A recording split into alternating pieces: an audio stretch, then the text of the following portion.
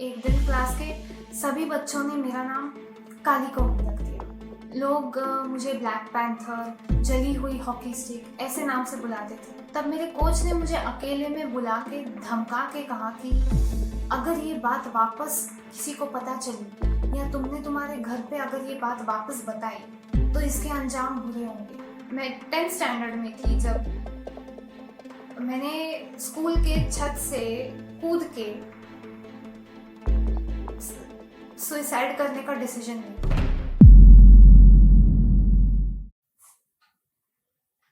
Hello, मेरा नाम तनिष्का है और मैं 19 साल की हूँ।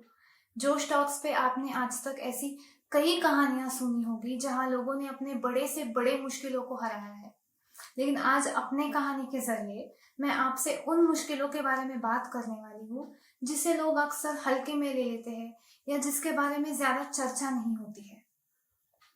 हम में से कई लोगों ने ऐसे प्रॉब्लम्स फेस किए होंगे, जैसे कि रात भर नींद नहीं आना या फिर पढ़ाई में मन नहीं लगना, दिन भर चिड़चिड़ाहट सी महसूस होना, है ना। आज से कई साल पहले मैं भी इसी मोड़ पे थी जहाँ एक तरफ मैं ऑल इंडिया सब जूनियर लेवल बैडमिंटन टूर्नामेंट खेल रही थी और एक तरफ मैं स्कूल के छत से छलांग लगा के सुइसाइड करना चाहती थी। लेकिन आज मैं एक मेंटल हेल्थ एक्टिविस्ट और स्टूडेंट हूँ और इसी बारे में आपसे बात करने वाली हूँ। मेरा सफर 9 साल की उम्र में शुरू हुआ जब मैंने बैडमिंटन क्लासेस ज्वाइन किए। उस वक्त मैं काफी शाय और इंट्रोवर्ट किस्म की लड़की थी और ज्यादातर अपने में रहती थी क्योंकि बाहर की दुनिया की समझ मुझे कहाँ थी।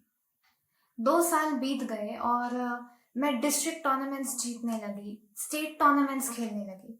लेकिन अचानक से एक दिन क्लास के सभी बच्चों ने मेरा नाम काली कौड़ी रख दिया। स्कूल में भी हालात कुछ ऐसे ही थे। लोग मुझे ब्लैक पैंथर, जली हुई हॉकी स्टिक ऐसे नाम से बुलाते थे और मुझसे बात करने से या मुझसे दोस्ती करने से इनकार कर देते थे। बैडमिंटन क्लास का एक किस्सा मुझे याद है, जहाँ जिस दिन मेरा जन्मदिन था उस दिन एक और लड़के का भी जन्मदिन था और हमारे कोच ने हम दोनों के लिए एक ही केक लाया था जिसे हम दोनों आपस में बांट सके। जब ये बात उस लड़के को पता चली तब उस लड़के ने कहा कि अगर ये काली लड़की भी इस केक को हाथ लगाने वाली होगी तो ये केक दूषित हो जाएगा और ऐसा काला केक मैं नहीं खाऊंगा। तब मुझे बाजू में बिठा दिया गया और उस लड़के का जन्मदिन मनाया गया, जबकि मेरा भी जन्मदिन था और लोग सिर्फ मुझ पे हंस रहे थे। जब मैंने ये बात घर जाके बताई तब मेरे मम्मी पापा मेरे कोच के पास आए और उनसे शिकायत कर दी। मेरे कोच ने कहा कि ये सब चीजें तो बच्चों में होती रहती है, इसे आप ज्यादा सीरियसली ना ले तो ही बेहतर होगा। ऐसा कह के मेरे कोच ने उन्हें घर भेज दिया और जब मेरे मम्मी पापा घर गए तब मेरे कोच ने मुझे अकेले में बुला के धमका के कहा कि अगर ये बात वापस किसी को पता चली या तुमने तुम्हारे घर पे अगर ये बात वापस बताई तो इसके अंजाम बुरे होंगे। और उस दिन के बाद से मेरे कोच का बर्ताव एकदम से बदल गया। अगर मैं अच्छा नहीं खेलती थी तो मेरे कोच मुझे दीवार को मुंह करके खड़े हो जाने को कहते थे और किसी लड़के को मेरे पीछे बट पे शटल्स मारने को कहते थे और लोग सिर्फ इसका मजा लेते थे और इस पे हंसते थे। ऐसा सहते सहते 6 साल हो गए और मैं ऑल इंडिया सब जूनियर लेवल टूर्नामेंट्स खेलने लगी, लेकिन दिन ब दिन मेरी रैगिंग भी बहुत बढ़ रही थी। एक दिन किसी लड़के ने मुझे बिना किसी वजह थप्पड़ मार दिया और मैं कोर्ट पे गिर गई। मैं जैसे तैसे उठी तो देखा कि कुछ बच्चे मुंह दबा के हंस रहे थे। बस अब मुझसे और सहा नहीं गया और मैंने वापस घर जाके शिकायत कर दी। तब मेरे मम्मी पापा ने इस बार अथॉरिटीज को कंप्लेन कर दी और उन्हें लेटर भी लिख दिया, लेकिन वहां पे भी लोगों ने ये मैटर कुछ सीरियसली नहीं लिया। अब तक तो मुझे विश्वास हो चुका था कि शायद मैं शायद मैं दुनिया की सबसे बदसूरत लड़की हूँ, या शायद किसी को मैं कभी अच्छी लग ही नहीं सकती। और इसी सोच की वजह से मैं 10th स्टैंडर्ड में थी जब मैंने स्कूल के छत से कूद के सुसाइड करने का डिसीजन ले लिया। तब मेरे एक दोस्त ने मुझे देख भी लिया था और उसने मुझसे कहा था कि कम से कम अपने घर वालों के बारे में तो सोच लो। और तब मुझे इस बात का अंदाजा हुआ कि मैं जो कदम उठा रही हूँ वो बिना सोचे समझे उठा रही हूँ। मेरे मम्मी पापा ने मेरे लिए इतना कुछ किया है, मेरी ढाल बन के मेरे लिए मेरे साथ लड़े हैं ये लोग। और अगर मैं ये कदम उठाती हूँ तो शायद उन्हें बहुत गहरा सदमा पहुंच सकता है। इन सब से मैं बाहर निकलना चाहती थी और इसकी वजह से मैंने बैडमिंटन छोड़ने का डिसीजन ले लिया। जब लोगों को ये बात पता चली तब लोग काफी ताने मारने लगे, जैसे कि शायद तुम में ही कोई गलती होगी या फिर तुम्हारी वजह से ही ये सब हुआ है, तुमने ही कुछ किया होगा, वगैरह वगैरह। अब तक तो ये तानों की आदत मुझे लग चुकी थी और फिर 11th और 12th मेरे करियर के सबसे इम्पोर्टेंट साल होने वाले थे। इसीलिए फिर मैंने ऐसा फैसला लिया कि 2 साल मेरा मन पढ़ाई में लगा दूंगी। मैंने जम के पढ़ाई कर ली और मेरी JEE की एग्जाम्स क्लियर कर ली। मैं इंजीनियरिंग पढ़ने दूसरे शहर जा पहुंची। अंदर से काफी डिप्रेस थी, लेकिन दूसरे शहर में माहौल काफी अलग था। वहाँ लोग मुझसे बात करना चाह रहे थे, मुझे समझना चाह रहे थे और वही मेरे लिए बहुत बड़ी बात थी। धीरे धीरे धीरे मेरा कॉन्फिडेंस बढ़ता गया और मैंने मेरे एक दोस्त को मेरी कहानी बता दी। तब मेरे दोस्त ने मुझसे कहा कि तुम मेंटल हेल्थ के बारे में थोड़ा पढ़ क्यों नहीं लेती। मैं 18 साल की थी जब मुझे मेंटल हेल्थ के बारे में पहली बार पता चला। अब मुझे ऐसा लगता है शायद इसके बारे में पहले पता होता तो चीजें काफी अलग होती।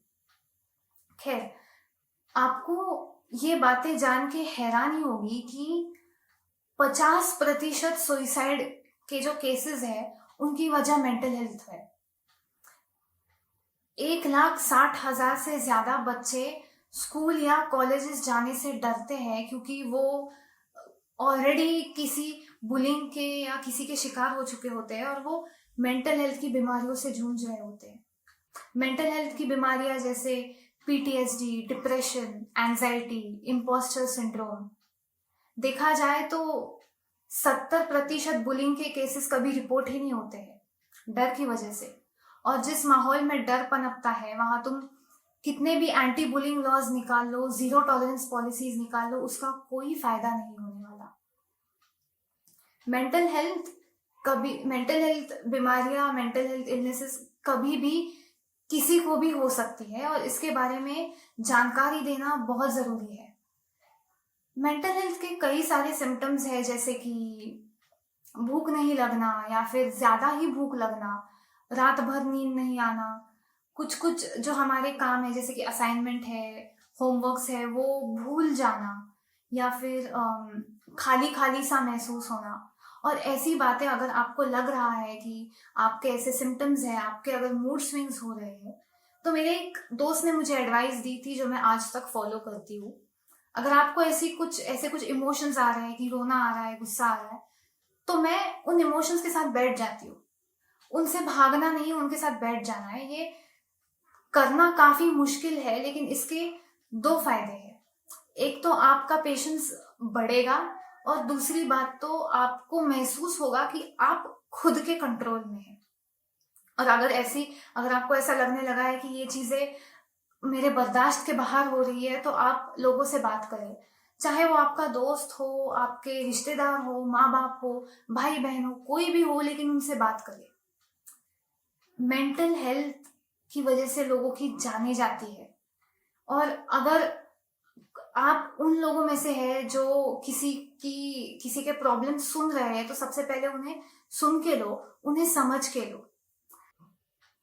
जाते जाते एक मैसेज मैं देना चाहूंगी कि अगर आजू बाजू में, आपके इर्द गिर्द कहीं गलत चीजें, जैसे कि कोई किसी को परेशान कर रहा है या कोई बुली हो रहा है, ऐसी चीजें अगर आप देख रहे हैं तो जाके वहां आवाज उठाइए। एक आवाज की ताकत भी बहुत होती है।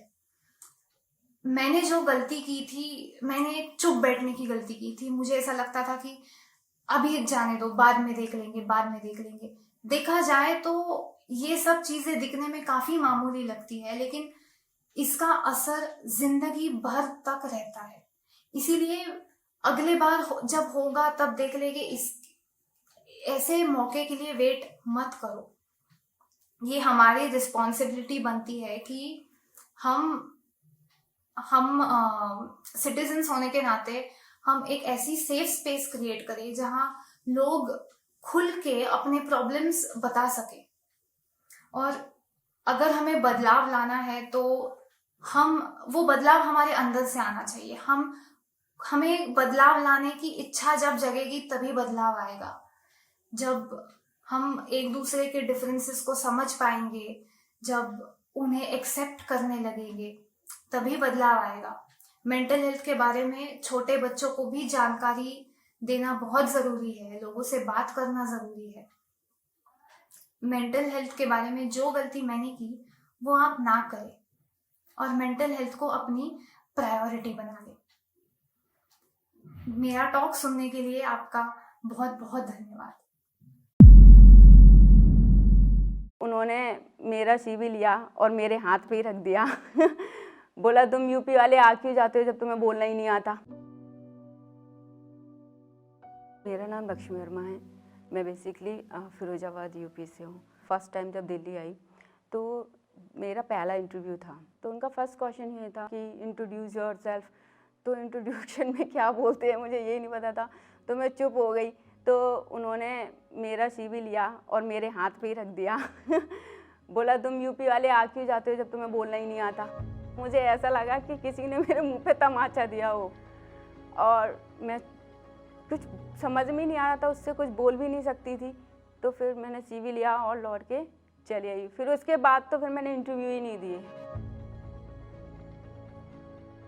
इंग्लिश लगता तो था ज़रूरी है, कोशिश भी की, सीखूंगी, ट्राई भी किया। 1-2 बार किसी इंस्टीट्यूट में ज्वाइन किया। तो फिर प्रॉब्लम क्या होती थी, इंस्टीट्यूट में जाना होता है, फिर इतना टाइम नहीं होता था कि पढ़ना भी होता था और जॉब्स भी करनी होती थी। सब कह देते हैं इंग्लिश सीखने के लिए एनवायरनमेंट चाहिए, माहौल चाहिए होता है, लोगों से बात करोगे तभी आएगी। अब बात करने के लिए भी तो वो लोग होने चाहिए जो आपसे बात करना चाहें।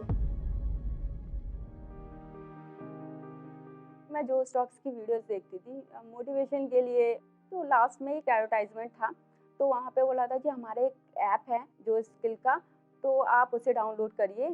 तो मैंने सब्सक्रिप्शन कर लिया, और लेकिन सब्सक्रिप्शन की अमाउंट भी इतनी नॉमिनल थी कि मैंने तो सोचा भी नहीं था कि इतने कम दाम में इतना अच्छा प्रोडक्ट मिल सकता है। सबसे अच्छा जो बेस्ट पार्ट मुझे लगा वो था प्रैक्टिस का, जो मुझे चाहिए था एक्चुअल में, जो मैं ढूंढ रही थी इतने टाइम से। तो अब ऐसा है कि मैं इतना एबल हूँ कि हाँ ठीक है, मैं बात कर सकती हूँ, इंटरव्यूज फेस कर सकती हूँ। Now I am not scared of speaking English. Thank you जोश।